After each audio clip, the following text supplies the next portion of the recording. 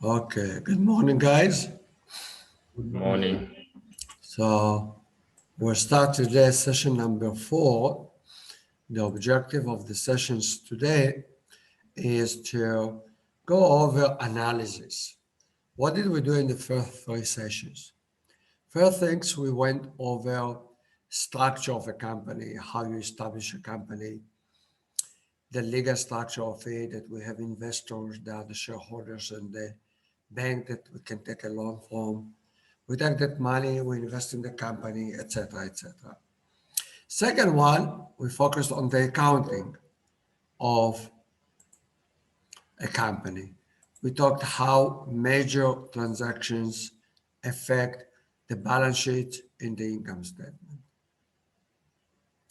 We started with a clean. We started with a clean balance sheet, and we went over each transactions. That's the major one, really. And if there are others, you can really infer how they should affect those two statements by the same logic. After we did that, we got a new balance sheet, we got a new income statement for that year. And then we focused the whole session, the third one, the last one, on how that affect the statement of cash flow. What we're going to do today is to analyze those statements. We're going to look statements over the years, what happened to the company over the years, and say something about the company. And there's two typical analysis you do. One of them is vertical analysis, and the other one called horizontal analysis. You do those two types of analysis on the balance sheet and the income statement. You can do the same on statement of cash flow, less common. And I left it empty, by the way. You can just imagine how it should look like, okay? But I'm not going to go over it either. Very less common. But by the way, you can really be creative, and we might talk about it a little bit. But the most common one is the balance sheet, and you do vertical analysis on it or horizontal analysis. Now, you can read, by the way, and you should really read the information here, and it's very well described. But why do we need vertical or horizontal analysis? Both of which come to compare between years, the accounts between the years. What happened to a specific account or to the general accounts like total assets, total liabilities, total equity? Did it go up? And moreover, not that did it go up, did it go up higher than other accounts if we compare them proportionately? What do I mean by that? Let's look at this theoretical company. In this company, by the way, we can see total assets. Let's say the first year was 810. And by the way, as you know, total assets should be equal to total liability plus equity. It does. 810, 810. And I can see what happened the next year. It did go up. Total assets went up. We see every year it's going up. So the company is growing. We see at the same time that the company also have more cash every year. So the company bank account is going up. And the first question you can ask yourself, is the cash growing faster relative to the total assets? Does the inventory growing faster?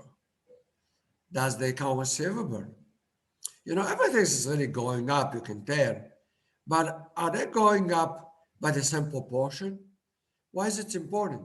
Because that can really tell you if there is any trend in the company. For example, you can tell that the account long-term liabilities going down. Why? It's interesting.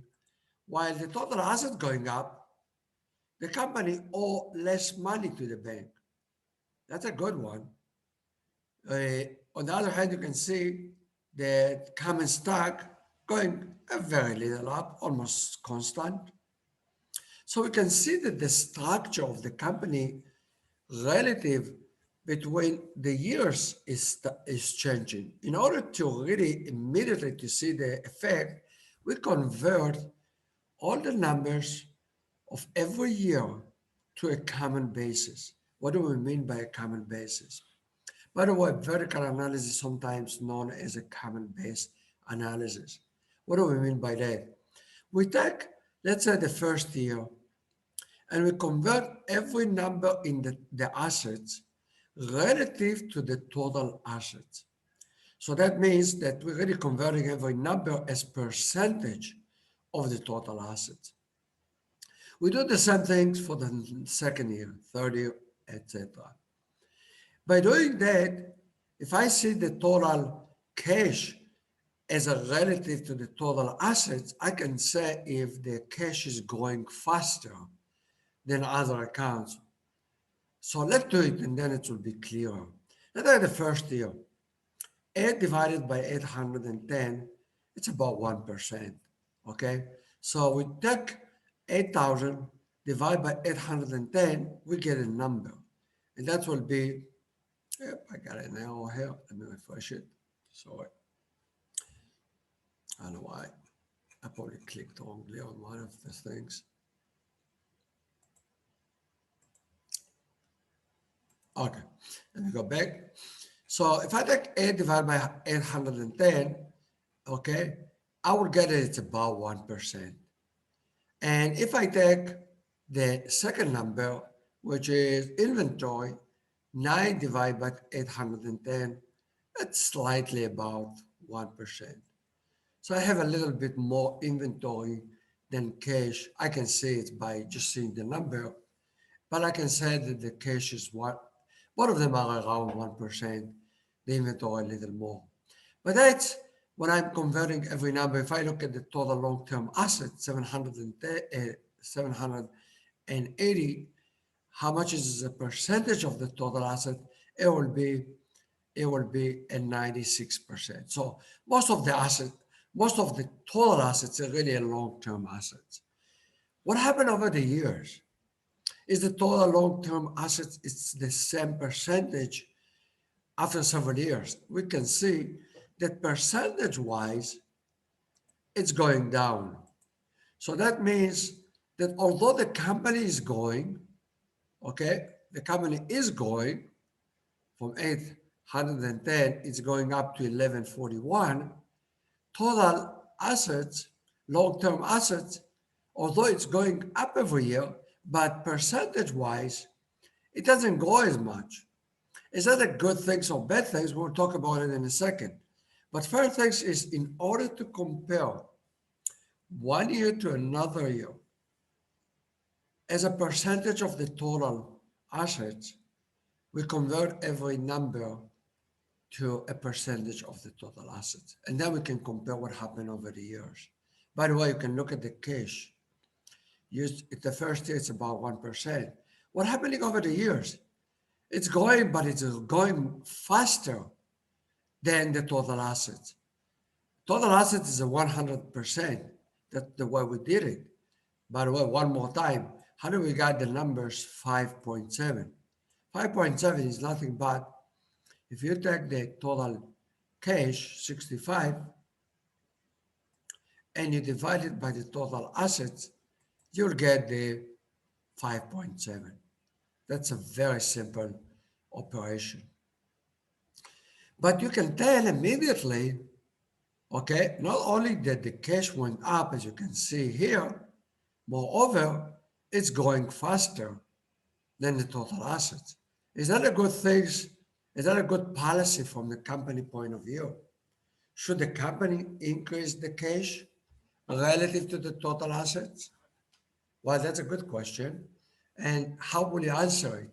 Usually the way you answer it by comparing it to how common it is in the industry the company is operating. So even the company is in a very liquid industry, okay, let's say retail, in a retail industry, you would expect to have more cash relative to other accounts. So maybe in the beginning, this company didn't have enough cash relative to the total assets, but over the years, they catch up And 5.7, that's really the company in the industry. If that's the case, then I say, well, the company have taken the right things. They increase the cash as the goal. Maybe at the beginning they didn't have enough resources to have enough cash, but now they do. Could be the other way around. Could be that this industry really doesn't need that much cash. And then that will raise a question. Why do you guys keeping so much cash? Why don't you take this cash and invest it? Remember, we talked about commercial papers. Holding cash doesn't give me any interest. But if I buy government bonds, I might get some more income to the company. And that could be a criticism on the company if I see that 5.7% of the total assets, it's too high to what it's coming in the industry. That will be a criticism. By the way, you can say, one exercise we're going to do in a different course in the framework for software engineering, we're going to add another column here, the average in the industry. What is the average in the industry? And then we can compare one to the average, and then we can really complete our analysis. So this component, although it's a really nice one, really should have another column relative to the industry. And that will be really nice. And that we'll do in another session in another course. And then we'll learn also how to enhance a plugin of accounting, of what I would say, vertical analysis in accounting. How do you develop or continue developing this kind of a nice plugin? This is, by the way, a plugin in Django CMS. Let's move on. Okay, we got the idea.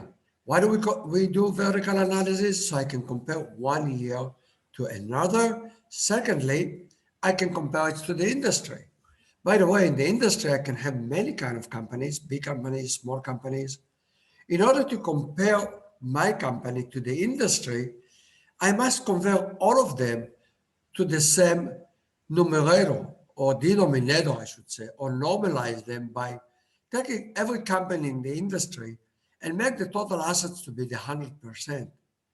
And then I can really compare one company to the industry. So 2 reasons why we do a vertical analysis. We can compare between 1 year to another in the same company. And the second is comparing our company to other companies or to the average in the industry. And the average will be, if you take an average of 100, if all the companies that converted their balance sheets on the basis of the total assets, average of 100 will be 100. So the average of every account will give me really how much is the average in the industry, let's say the cash, and then I can compare 5.7. Is it higher than the company in the industry or not? And that's really the way we should really do vertical analysis. Very simple. And you can tell immediately from that simple operation of dividing by the total assets, what already happened here. By the way, we can see that the total long-term assets went down over the years. It's continued going down, went up a little bit at the beginning, but then like almost 10% down. Maybe the company became to be very efficient, okay? They don't need as much total assets, long-term assets. And then they raised it up a little bit. So it's standing about 43%. Maybe they became to be efficient, as I said before. Let's look at the net, okay, total long-term assets.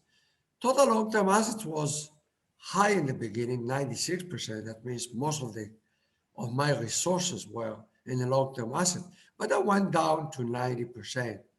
Might be right. I need to compare it to the total industry.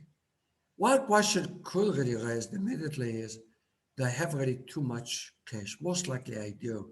That looks like a big jump, but maybe not. Another things I can look, it's what happened in the liabilities. And this is really interesting, which is hard to follow. You can see it, but it's really striking much faster when you do the vertical analysis. Look at the total liabilities. It is going down, okay? And the total equity is going up. And it really is, you can say, when you're looking at the vertical analysis, you can see that the total asset percentage-wise, really the company was financed mostly by liability, not by the owner, not by the stockholders. It's only about 20%.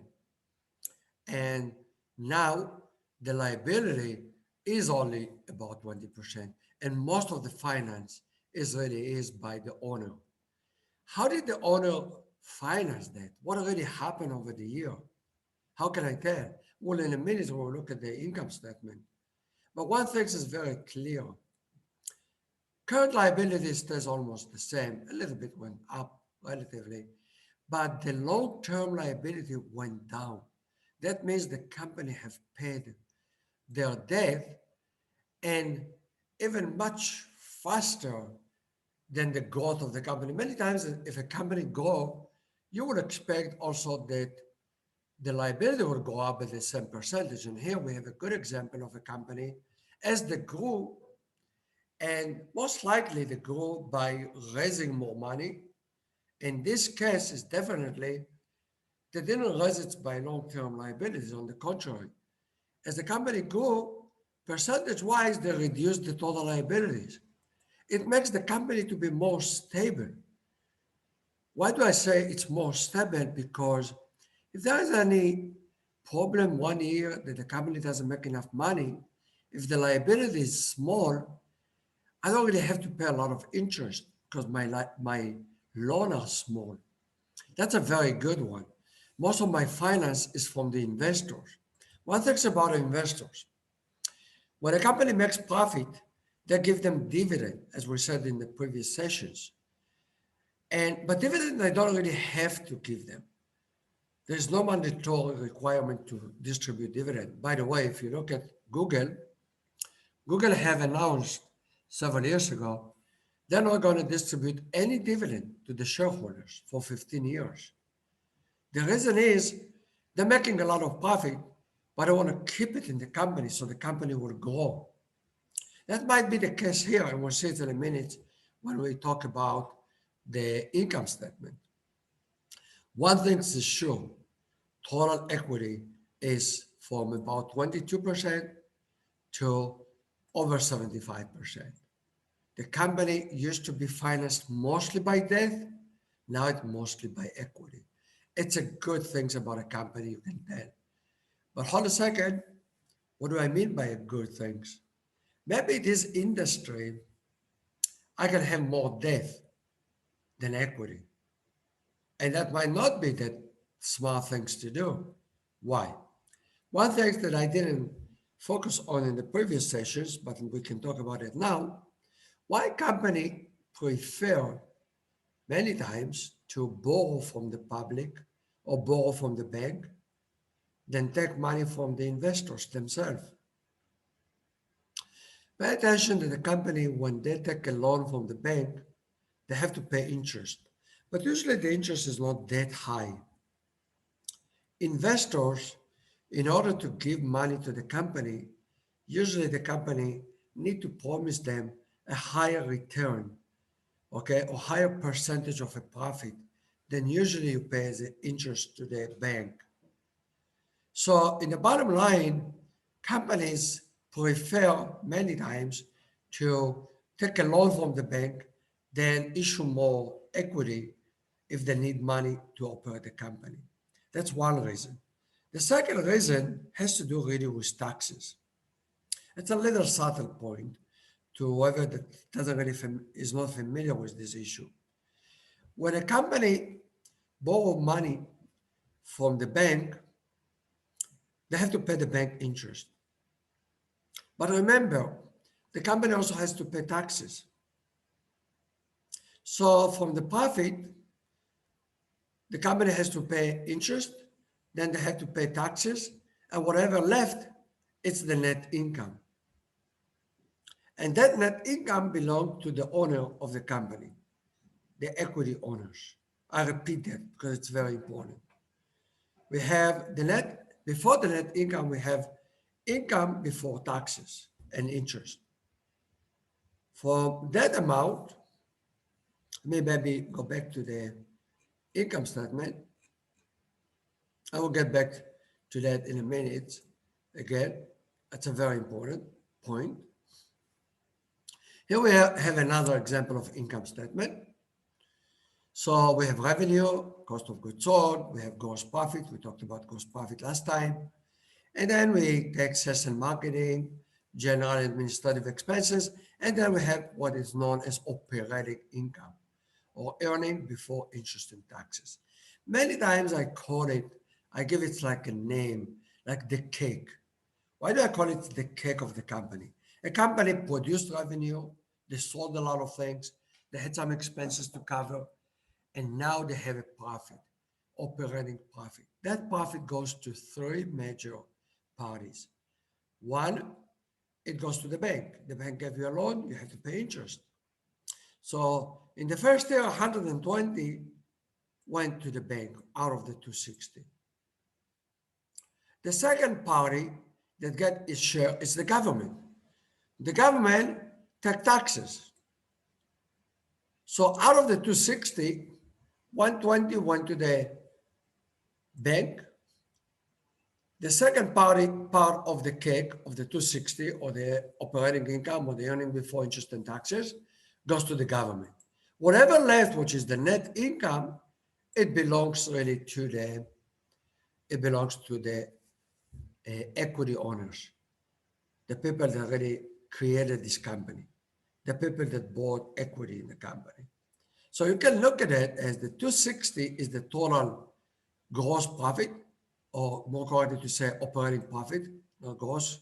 It's after we take the other expenses. This is available for distribution. Who are the three parties that take the operating income? One, it's the interest payment. The second one is the government. And the third one is the shareholders. But what happened is, pay attention, it's a very important point.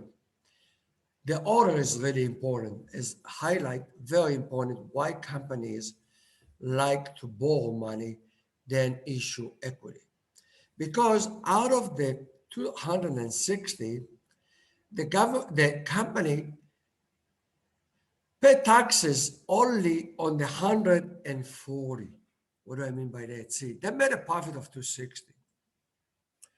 And out of the 260, they paid the bank. The money they pay the bank, it's before taxes. Only out of the 140, the company is paying taxes. Meaning, out of the 260, the 120 were distributed to the bank, and the bank got his money before we paid taxes. So we don't pay taxes if we don't have any income after the interest. If we borrowed all the money and we took the whole 260 and gave it as interest to the bank, we wouldn't pay any taxes. So the government, in fact, like you not to borrow money from the bank because they will get less taxes. We are, as a company, we said this is good because if we finance mostly by debt, by taking a loan from the bank, we pay taxes, but we have much more left to give to the shareholders. Because we have to distribute, we pay taxes on the whole entire amount that left. And the more debt we have, the more we distribute to the owner, the more we'll pay interest, but we have more proportionately left for the owner. We'll talk about it more as I highlight that. This is a really subtle point. Two reasons why companies like to borrow. One is that the interest is lower than what usually the owner of a company expecting to make as a profit, as percentage-wise. So if I pay 5% to the bank as interest, usually the owner like to get 10%, 11%. And that's a whole topic I cover when I teach corporate valuation. How much the owner of equity are expecting to make. That's one point. So since to raise money by issuing equity is more expensive, companies like to borrow money instead of issuing equity. Second point is the money that I pay as interest to the bank, I don't pay any taxes on it. So the bank is getting more money because there's no taxes that the company has to pay. On the other hand, money that belongs to the equity owners get hit by taxes. Okay, so out of the 260, I reduce the interest, I have 140. I cannot give the whole 140 to the equity owners. I have to pay first taxes. I don't pay any taxes on the 120, but I do pay taxes on the 140. That's why I have only 115 available to give it to the equity owners. So those are the two reasons why companies like to raise money as debt. Now let's go back to the discussions. I'll come back to the income statement, of course. I'm going to talk about some analysis on the income statement. But let's go back to the balance sheet. We see here a company that really reducing the total liabilities, long-term liabilities. They're doing the other way, the inverse of what I just said now. Many times we see companies raising liabilities, and I'm going to talk about Apple today. I'm going to show you the balance sheets and the income statement of Apple, a real company. Will be exposed also to a real company. And there's another tool that we have in Academy City. In a minute, I will present it. It's a beautiful one, which collects data about companies automatically. And then you can analyze them over years, not a trivial exercise. So in this case, we see a company, in fact, reducing the long-term liabilities. So we can say, well, this is a good thing because they are much more stable, but maybe they are being too much stable and not making enough profit and avoiding taxes. And therefore will have much more higher return, a higher percentage profit to the owner of the company. So on one hand, I can say this is a good thing. The company is more stable. But on the other hand, it might be not a good one because we're not taking advantage of the fact that financing by liability is cheaper. Secondly, we're not avoiding taxes as we should. How do I know if the company is doing the right policy? Again, we can compare them to the industry. If in the industry, and that's why vertical analysis is so important. If in the industry, I think that long-term liabilities is about 40% out of the total assets, I would say this company have reduced total liabilities too much. If in the industry is 40 and I went down to 17, that means the company is really financing too much by equity. They should probably take more loans and reduce the equity. How to do that? We'll talk about it. There's a lot of ways. Okay, and I will talk about Apple. It's a good example. Apple could be a really good example. And we'll look at a lot of companies over the course. And we have a very special tool, like this component. We have a special tool that download data for a lot of companies, and we can analyze them really nicely. But one point we can say immediately, vertical analysis help us to see a trend that's happening over the years. By the way, you say, okay, if you're looking for a trend, vertical analysis definitely show it. Why don't you do another things? And then the second type of analysis called horizontal analysis. And what do we do in horizontal? If in a vertical analysis, we compare every account to the total assets, in horizontal, we're comparing 1 year to the previous year of each account. One more time. What do I see in the case? I had 8, it went up to 18. I want to compare 18 relative to the 8. So 18, it's more than double, really. So my cash really even more than doubled. If I look at the inventory, it went up, but not doubled. So I can tell cash went up faster than inventory went. So in the horizontal, we're comparing each account to itself by taking the number this year relative to the previous year. So if I look at the inventory, 11 minus 9 gives me 2. But I want to see it as percentage-wise. So how do I do it as percentage-wise? I do 11 minus 9 gives me 2. Divide by 9. That's the percentage increase in inventory. If I take 18 minus 8 gives me 10. How much is percentage-wise that 10? 10 divided by 8 give me percentage increase in cash. I do it for every account.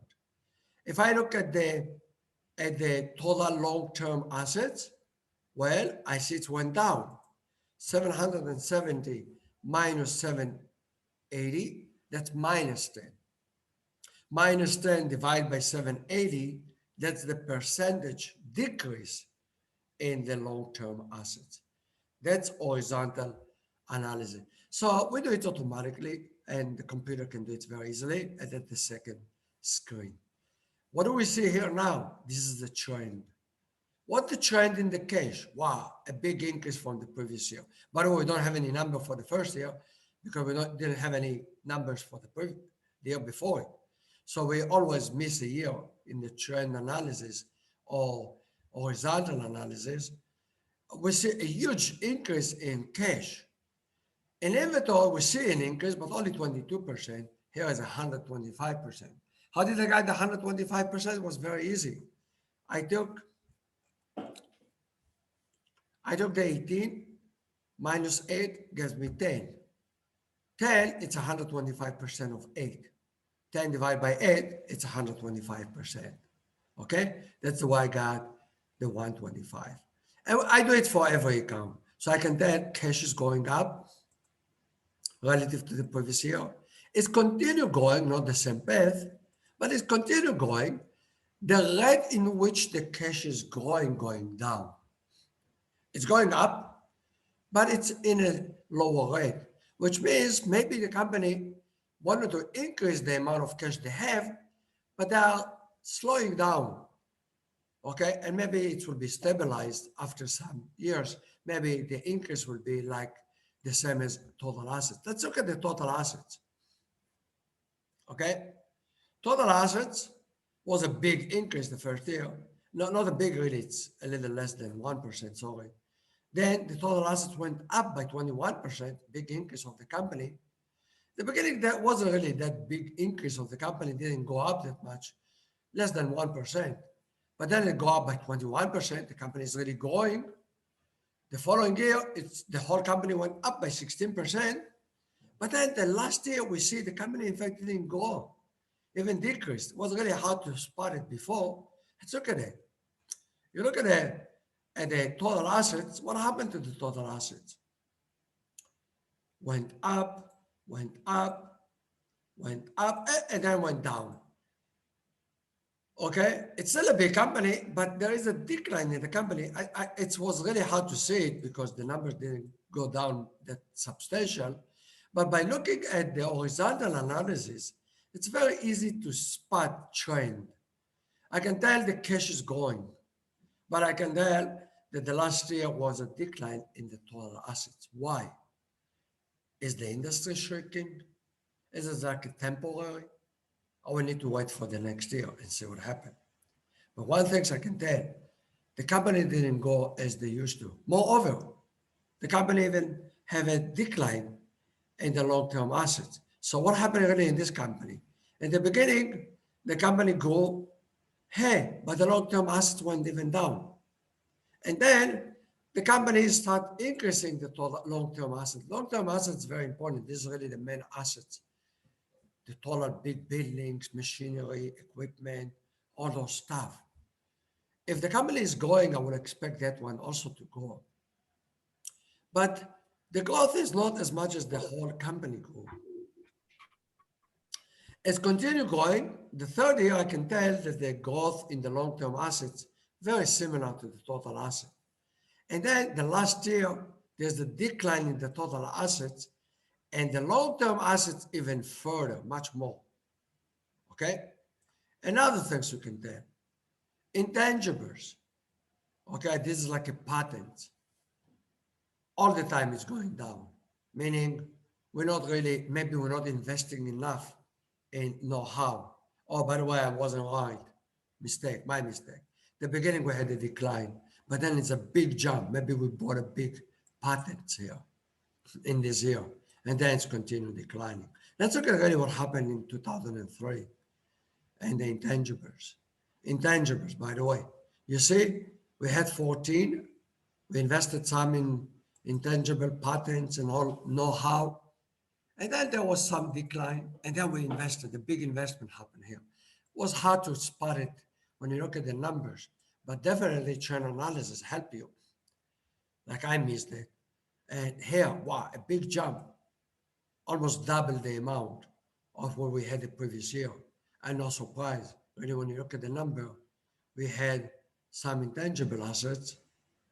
That could be a really good thing. So you can tell this company might be a startup, okay? They're investing in know-how. They're investing in patents. Maybe they're getting into a new industry. Maybe they're expanding to a new country. That's things that you need to read about the company and learn more. But that's good things that you can spot immediately from horizontal analysis of the balance sheet. We can talk a lot about it and we'll do it. And I like to invest the time on real life examples. In a minute, we will do that. Okay? One thing's clear, total liability is declining every year. Is it a good things, bad things? Depends what happened in the whole industry. So we might want to compare on average what happened in the industry. Okay? And if there's a decline, you can say, well, this company is in transaction. It didn't reach a steady state, what we call in economics as a steady state, when the company is going in the same path. Definitely, liabilities is going down. Is the company going to stop reducing the long-term liabilities? We need to read the financial statement, the notes to the financial statement. Another topic I will talk some other time, in which you can read about what a company is, what the policy of the company. You can read the prospectus in which the managers discuss the financial statements and what their intentions for the future. But definitely when you see something like that, you ask yourself, what's going on here? Why the company is reducing long-term liabilities?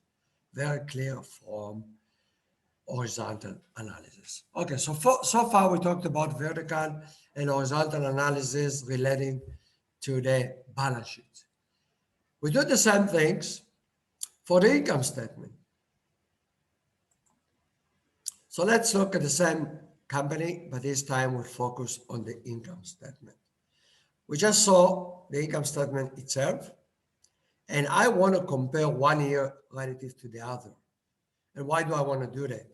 First of all, if I look at the revenue, this company is growing in the revenue the first year, but then there's a big decline, if you can tell.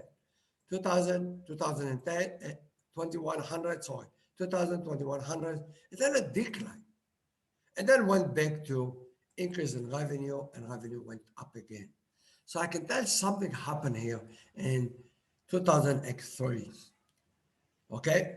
How did the company reacted? Okay?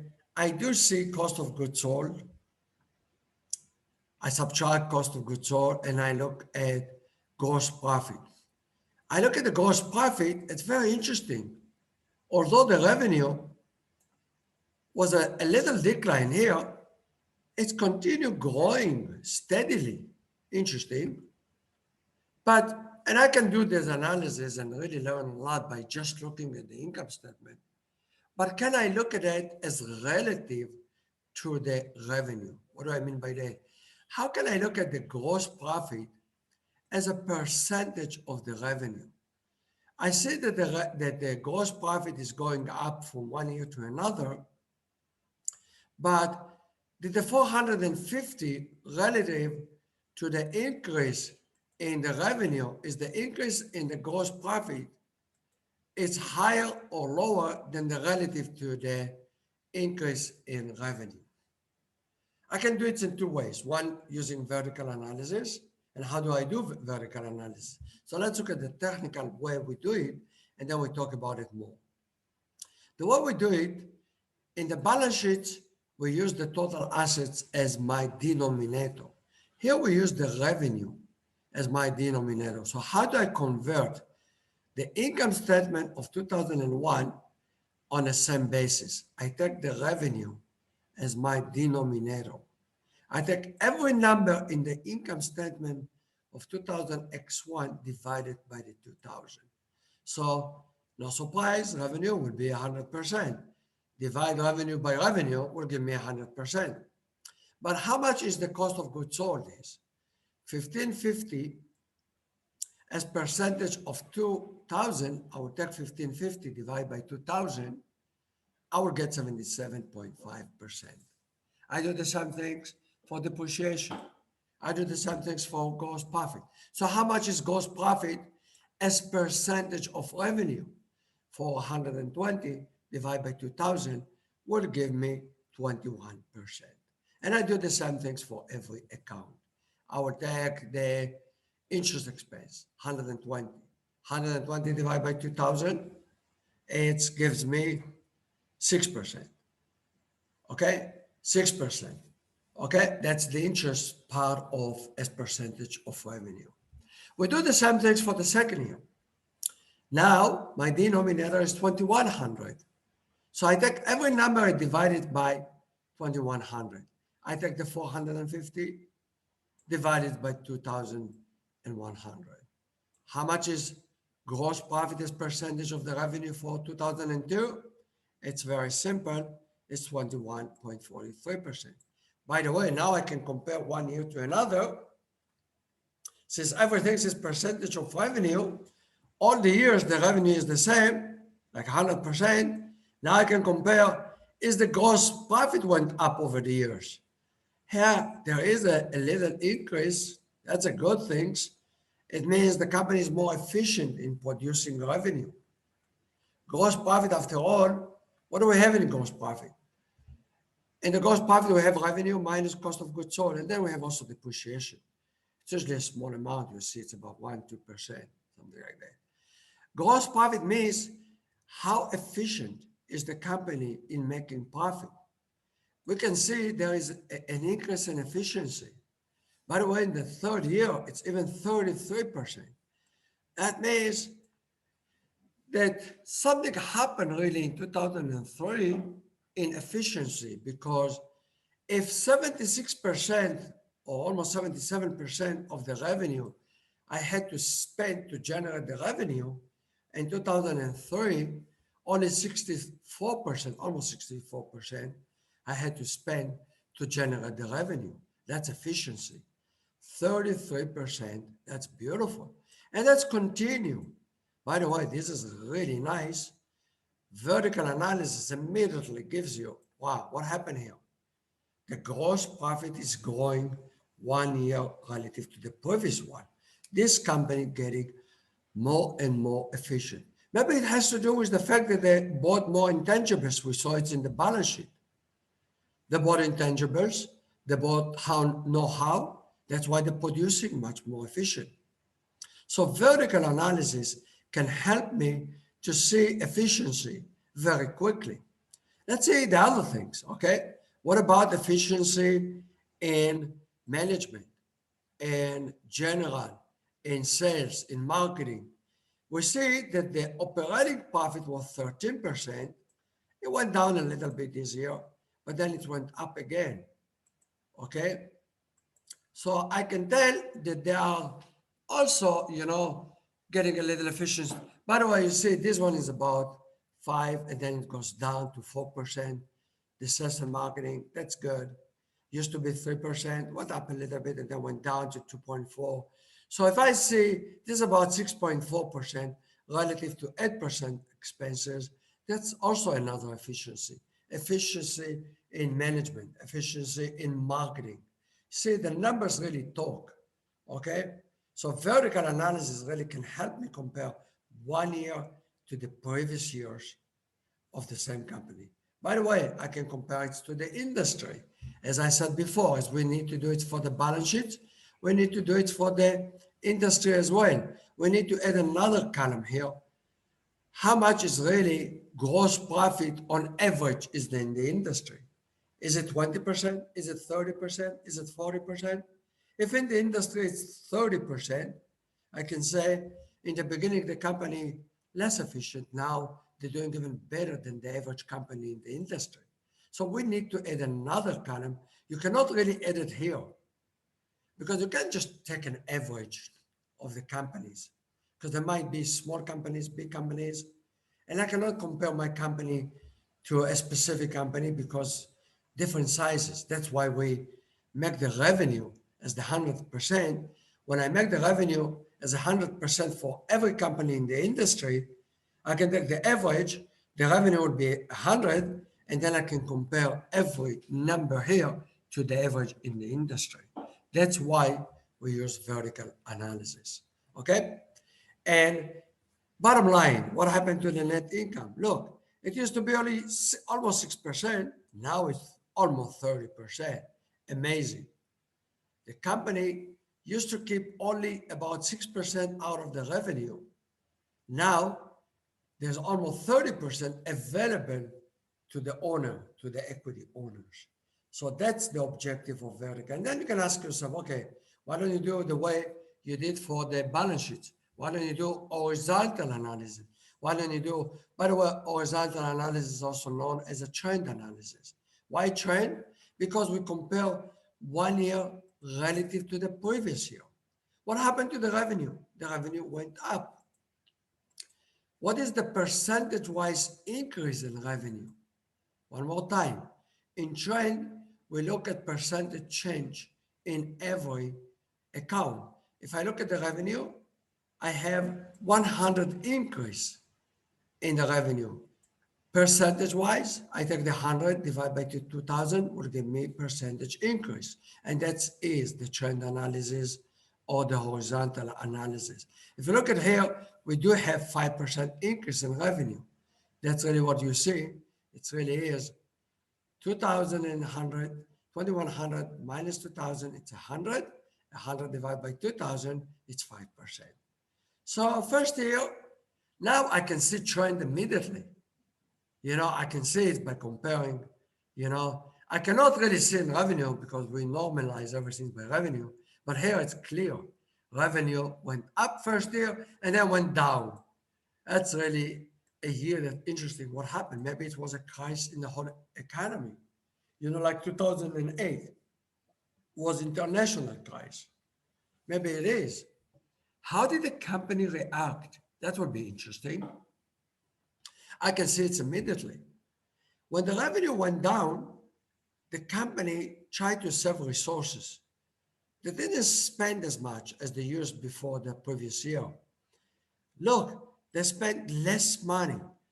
They reduced the expenses even more than the decline in the revenue. One more time, I will say it.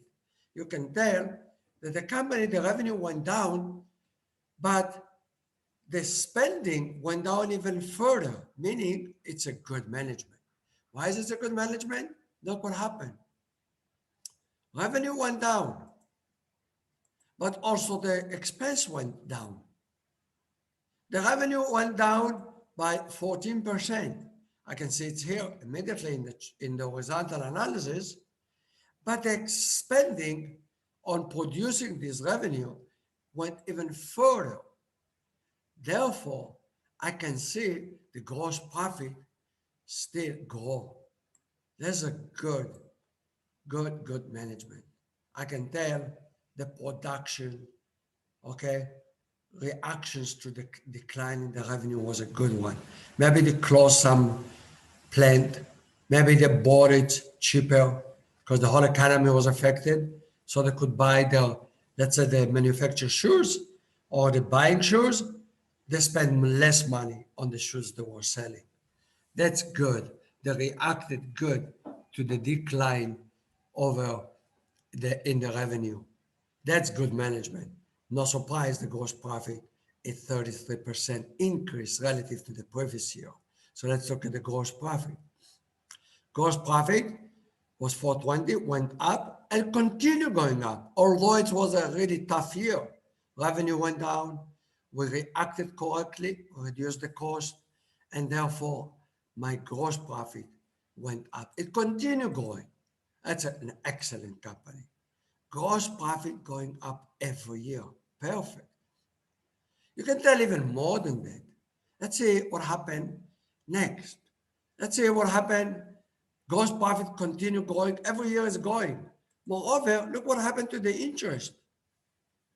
Interest, okay, interest expenses used to be, 46%. Went down to, it's continued declining. Every year, I spend less on interest. No surprise, the profit for the owner goes up every year. One more time. I can see it in the vertical analysis. In the vertical analysis, I see that the interest, it's smaller percentage every year. I spend percentage-wise, percentage of the revenue, I spend less and less every year on interest. By the way, no surprise, we know from the balance sheets analysis that we reduce our debt. We owe less money to the bank. No surprise, we're spending less money on interest. It's really here. You can tell we have less percentage-wise, we spend less on interest. If we spend less every year, no surprise, you can see the trend, declining of the interest, decline. If this is decline, we can see that the net income is going up every year, even percentage-wise. We can see in the balance, in the income statement, more profit every year is higher and higher. A little decline the first year, but it's going up every year. More profit every year. Not only more profit, even percentage-wise of the revenue is going up every year. And how do I see it? Clearly by looking at a trend analysis. I can see huge increase the first year, big jump in the revenue, but it's not only the first year, it's continue going every year. That is a good company.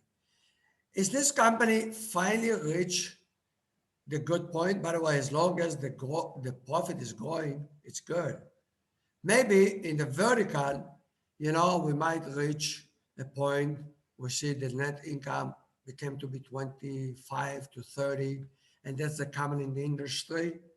That's a point you can say the company became to be mature.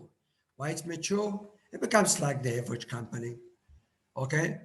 Maybe it's mature, it's still 25 to 30, but it's more than the average of the company. You can say, well, it's a mature company, but it's a good company. Look at Google, look at Apple, look at all of those ones, Microsoft.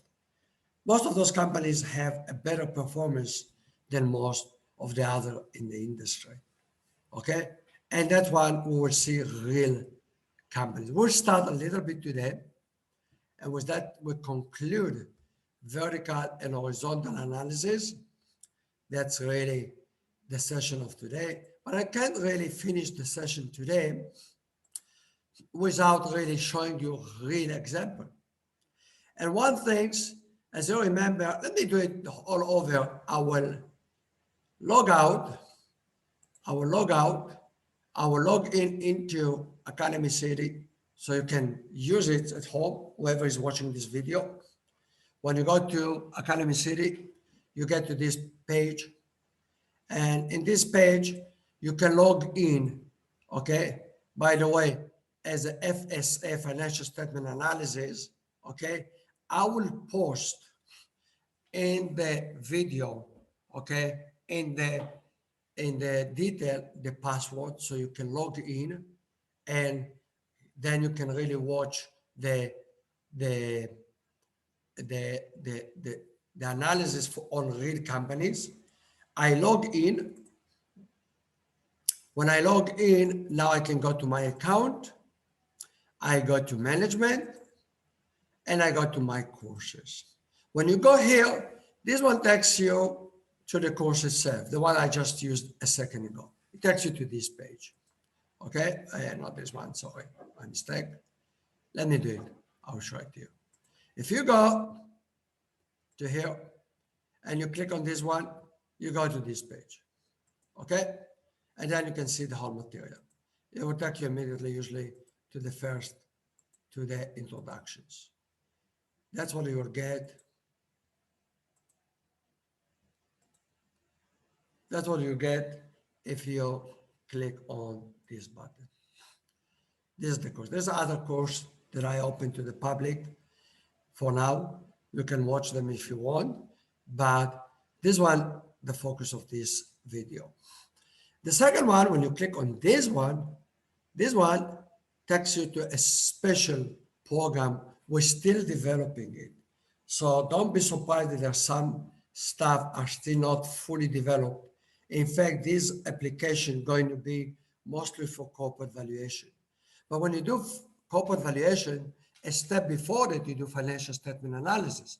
And that's why in this application, we added another folder, financial statement analysis. So now you can choose a company. Okay, you can choose it in two ways. If you know the ticker of a company, you can just put it here. Or you can search it in the companies. Let's say I look for Apple. I click on Apple. Bingo, it can be the data. Beautiful. We haven't talked about ratio analysis. That's going to be the topic of next session. But for now, we did talk about the balance sheets. Here we go. I get all the data of the balance sheets from 2012 to 2020. By the end, today I will mention how did we collect the data. We have a special, really unique technique of how to collect data directly from the website of the SEC, Security and Exchange Commissioner. I will talk about it toward the end of the session today, okay? And how did we collect the data? That's, you will have to take another course of ours, which talk about the techniques. How do we build up a system like that? For now, just focus on, you have it already. You have data from 2012 up to 2020, balance sheets, cash and cash equivalent, inventory, account receivable, current asset, total current assets, right there. Then you have goodwill, intangibles. You know, this is really interesting. This company, Apple, they have intangibles, but they didn't have anything for 2018. Is that good? Is it bad? We'll see. Goodwill. What is a goodwill? We will talk about that in a separate session. I just mentioned before that intangible is not like goodwill. Goodwill happen is when you buy another company. We have a special session on that. We'll talk about it. And that's a very good real life example. Apple, invest in patents. What happened now? Maybe they don't need, maybe they develop internally. They didn't need to buy from outside. They're investing internally. We can talk a lot about it, okay? And etc. Total assets. What happened to the total assets of this company, of Apple? It's going up, amazing, you see? It's almost double its size in less than 10 years. Apple, from 2012 to 2020, doubled almost doubled its size. Total assets went up from 176 to 323. We will see it in the horizontal and vertical analysis of the company, which is done automatically in this application. The beauty of this application. You will see in a minute. What happened to the debt? Oh, we can see long-term debt, okay, going up. Is it something to be concerned about? We'll see in a minute. What happened in Apple? What happened to the equity? By the way, common stock, retained earnings. What happened to the equity? Used to be 118. Well, it went down. I can see it immediately by just looking at the balance sheet, but the vertical and horizontal analysis would really highlight it immediately. And I will make a point to tell you what we're going to do in this application coming soon. Let's look at the income statement before we get to the vertical and horizontal analysis. Income statement, real life. What happened to the revenue of Apple? Used to be 156. In less than 10 years, almost doubled. 274. The company is generating a lot of revenue.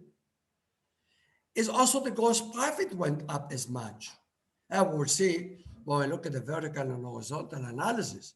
But definitely, gross profit of Apple did go up from 68.6 billion to 104. By the way, this is millions, sorry.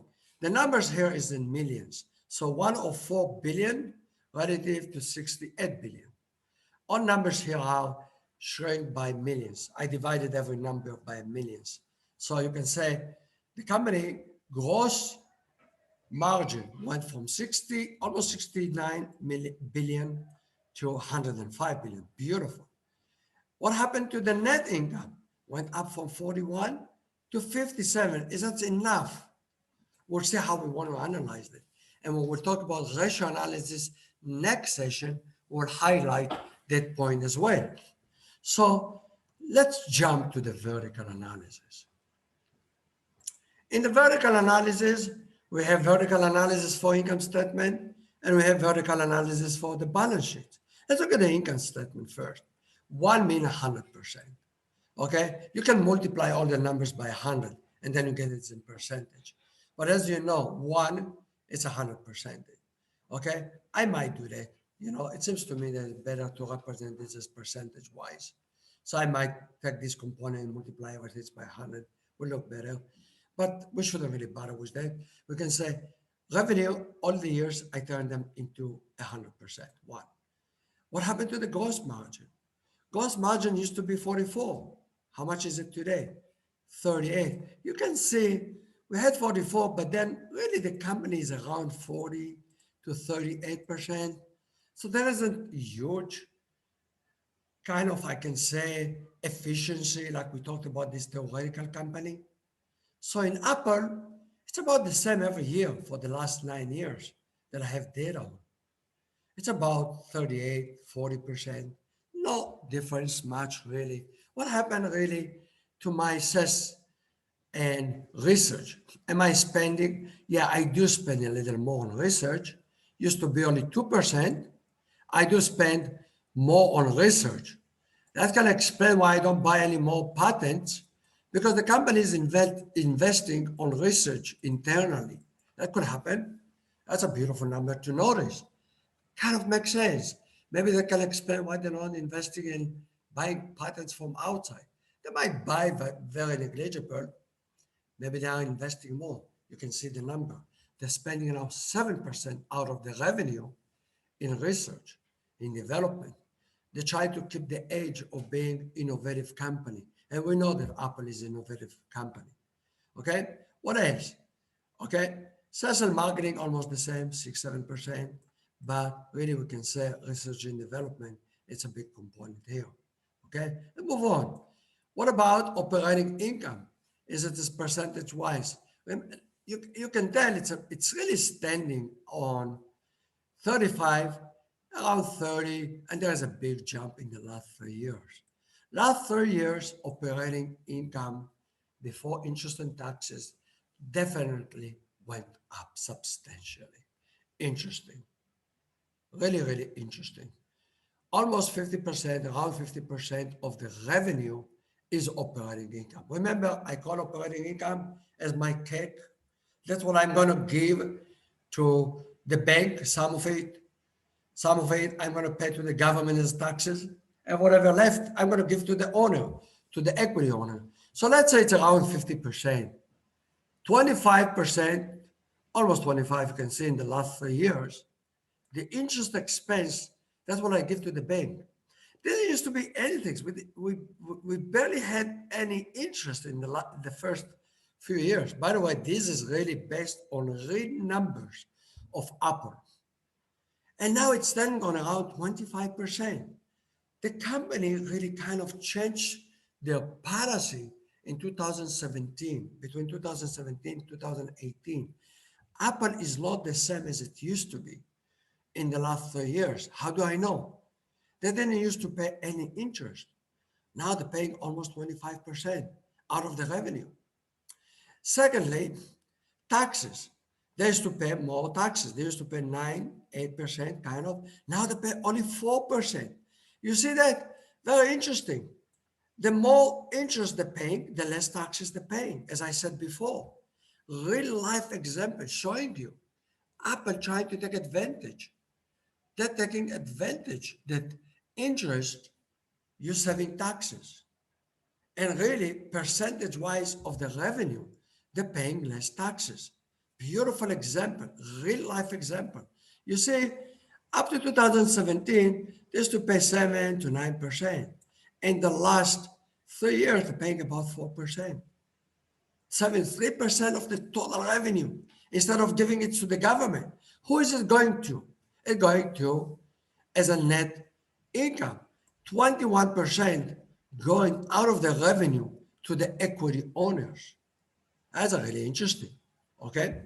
So that's from analyzing vertical analysis of the income statement of Apple. What happened in the balance sheets? Let's look at the balance sheets. That's a lot. You know, we will change the presentation. As I said, it's a working process. We're gonna develop and show it's even nicer. So follow up on this channel. You will see in the future, this will look much better. We're still working on it. It's a very, very challenging project we took on ourselves in Academy City. As we progress, we'll make presentation much nicer.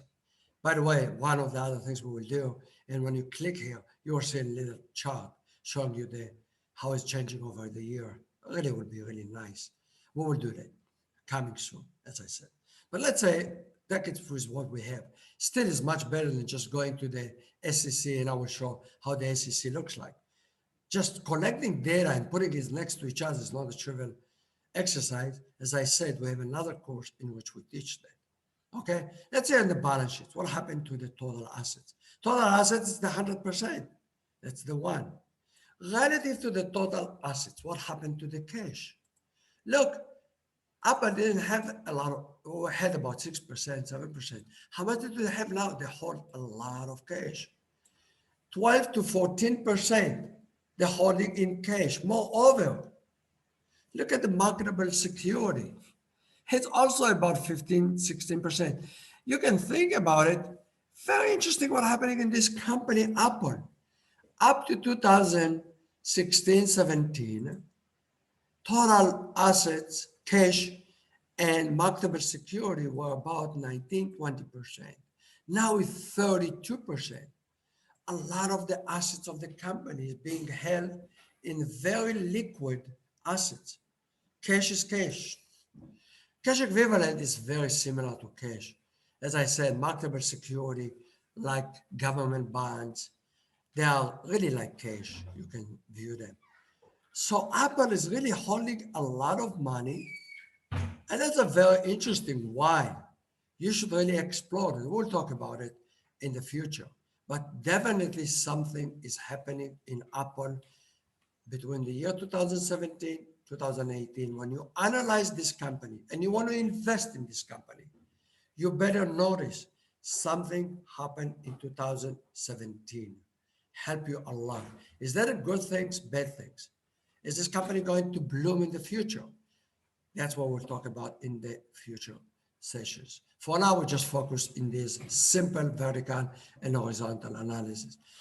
Other things, let's see, goodwill. Yeah, we see, we reduce, we don't have any goodwill. We don't have any intangibles. We talk about goodwill in other sessions. What happened to the long-term assets? Long-term assets used to be 67%, went down to 56%. But no surprise, we kind of reduced our total long-term assets. We're investing more in the current asset. Look, in the current asset, we went up from 33 to 44. Long-term assets from 67. So the company is, in a sense, percentage-wise, is shrinking from operating assets, long-term assets, and increasing into more liquid assets. Very important point to notice when analyzing a company. Let's move on. What happened to the debt? Let's look at the long-term debt. Total liabilities. Total liabilities used to be only 33% out of the total asset. Wow. Look at debt. Up and now 80%. It's debt. Moreover, you can look at the long-term debt. Didn't used to be anything. Was it 8% or 13%? Over the years, what happened? Apple is taking more loans, more and more loans. Long-term debt alone went up from almost nothing to 30% loans from the bank or issuing bonds. Another session I will talk about bonds specifically. Okay, I will spend that more into corporate valuation. For now, we really want to take the basic accounting and financial statement analysis. Okay, you started from scratch. Look at the current assets. Not only the company is investing in current assets, also they're getting a lot of loans from their suppliers, account payables. Account payables, in fact, it stays almost the same, about 12, 13%. But other liabilities, from nothing to 17. Other current liabilities, really you can tell current liabilities goes up and also long-term liabilities goes up. Why? 80% of the assets of the company of Apple is being financed by debt. It really could be alarming, no questions. You should really follow Apple. You really should follow up. Should I invest in this company? Or maybe I should sell my shares. Maybe it's taking too much risk because the more debt they have, they might get into trouble to pay the interest. That could be alarming. Maybe it's a good. They're saving more taxes as we saw. Where should I stand on? That's why you should really listen to the next sessions, how to analyze Apple or other companies. I will give other examples as well. Ratio analysis will shed more light on this example. Let's go ahead, retained earning. Retained earning, by the way, as you remember, it's our profit. And for the second session or third section, every profit the company has, you keep it as retained earning. Originally, the company used to keep a lot of their profit. In fact, 58% of the total assets of 2012 were financed by previous profit from previous years. And it went down over the years, went down, meaning that the profit that the company is making, they start distributing it. They're distributing it to somebody. Who is that somebody? The shareholders. Maybe their policy about dividend changed. Apple is distributing more and more profit to the shareholders. That's the meaning when the retained earnings goes down.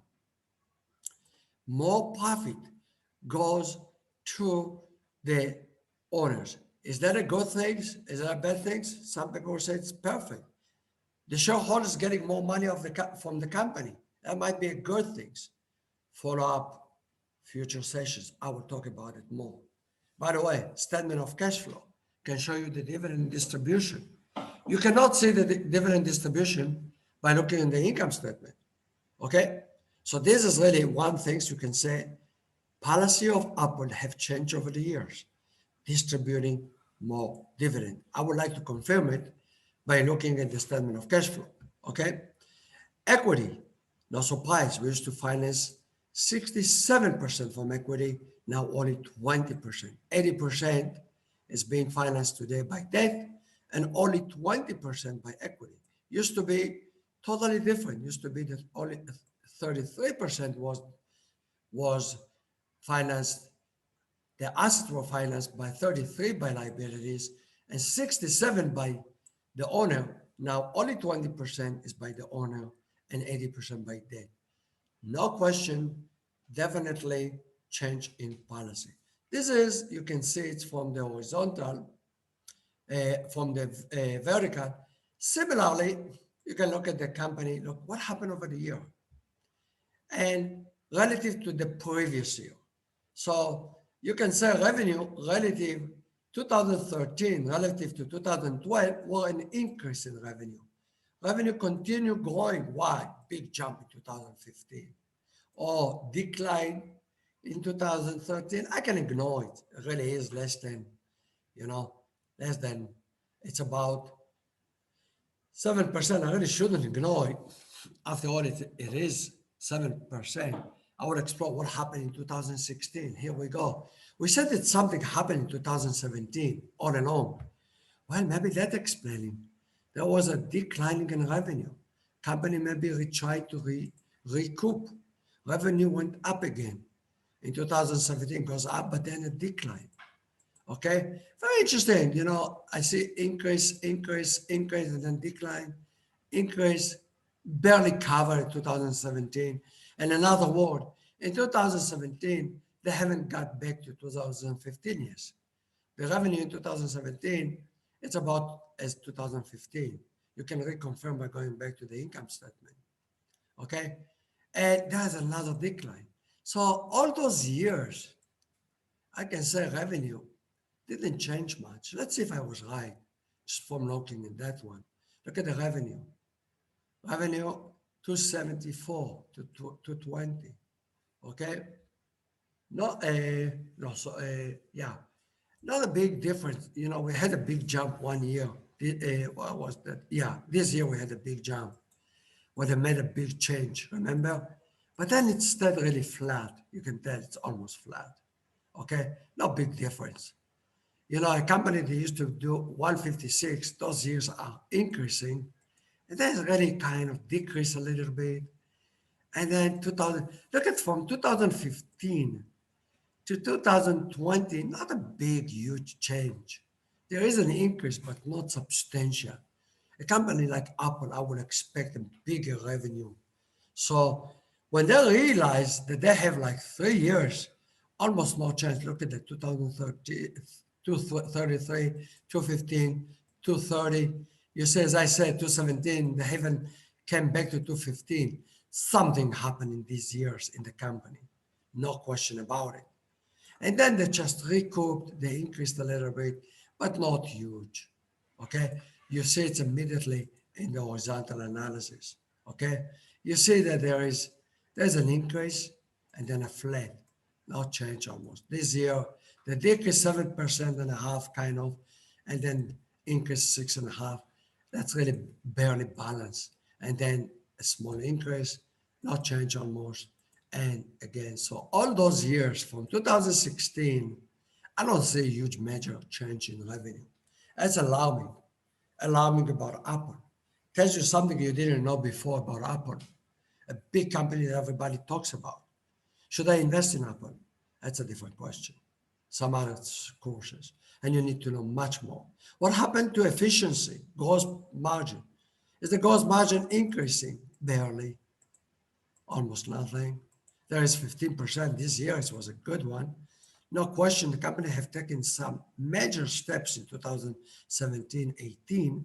Gross margin went up, but then went back and, decline, increase.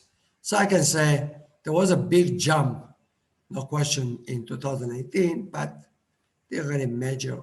Later on, it's flattened back. What happened to the net income? Net income basically was negative, almost 7%, 3% negative. Not very impressive. This year is major. Not question a major year. Net income jumped big time in 2018. 2018 is a changing year in Apple. We'll explore that much more in future sessions. But it's really clear just by very simple. After 4 sessions, you already can look at Apple and say something about it. Next session, you can say even more when we talk about ratio analysis, topic of next session. Finally, balance sheets. I will leave it to you guys really to look at it, and I will talk about it next session a little more. Okay, I will just say a couple of words. Okay, what happening over the years? Let's look at the total equity. No question, it's negative every year. What happened in total liabilities? Positive every year. It's growing every year. Apple is increasing debt. They reduced it a little bit in the last couple of years. But up to the last 2 years, they really increased debt over every year. No question, a big change in Apple. Apple today, it's a different company than it was 9 years ago. The numbers saying it. Look at the total long-term liability, increase. Amazing. Only here it's flat, a little bit flattened. Still increasing, not majorly. But no question, several years of the company shifting from financing in equity to financing in debt. Major things. Moreover, they're investing less in intangibles. may be alarming. Those numbers I need to really, the presentation will be changed. Those numbers, there's no calculation. And it means there's no ability to calculate. I will talk about it, and it will be cleaned. Next versions of this application will be cleaned. Okay, this is really closing what I wanted to show for here. Just one comment. We're collecting the data from the SEC. We're making them consistent with other tools that we develop in Academy City. If you really want to know about it more, follow our channel, and we talk about those ones more in the computer science courses. And by the way, a comment about Academy City. We teach what we do, meaning we teach everything that is practical. We are not only educational institution, we are also consulting institution. So whatever we do in consulting, that's what we teach. So whatever we teach is very practical, and you can say 100% practical. We don't teach things we don't do, and we do a hell of a lot, okay? And here you see implementation in finance. You will see, if you follow our channel, you will see how we apply it to a lot of other topics. And we cover a lot of things in computer science, beginning from software engineering up to data science, deep learning. Follow up our channel. Thank you, guys. Questions? And we resume. Hi, guys. Questions? Anybody has a question? Michael? Everything clear? Yes, I'm okay. Right. You see, we cover a lot of material. I really strongly recommend, and I put it on the video. This video is tough. It's covered a lot of material. Usually in a regular course in accounting, financial statement analysis, they spend 2 or 3 sessions. I think it's a waste of time.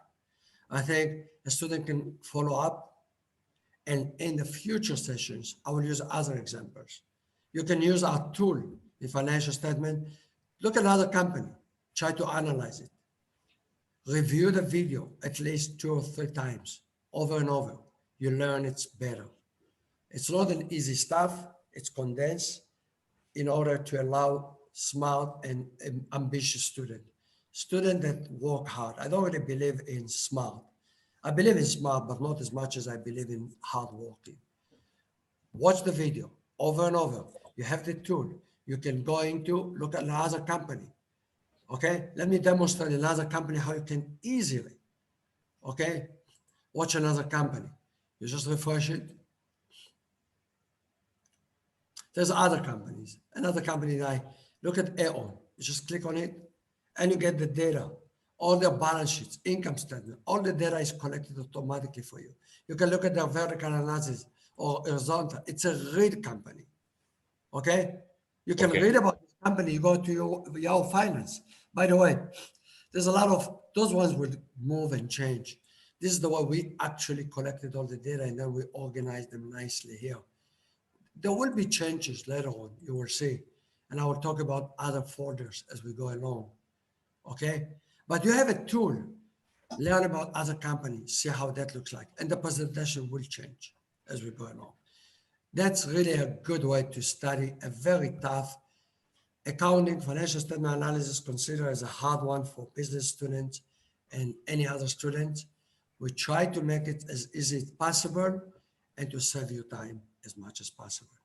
Thank you, guys. Unless you guys have questions, thank you and see you next session. Okay.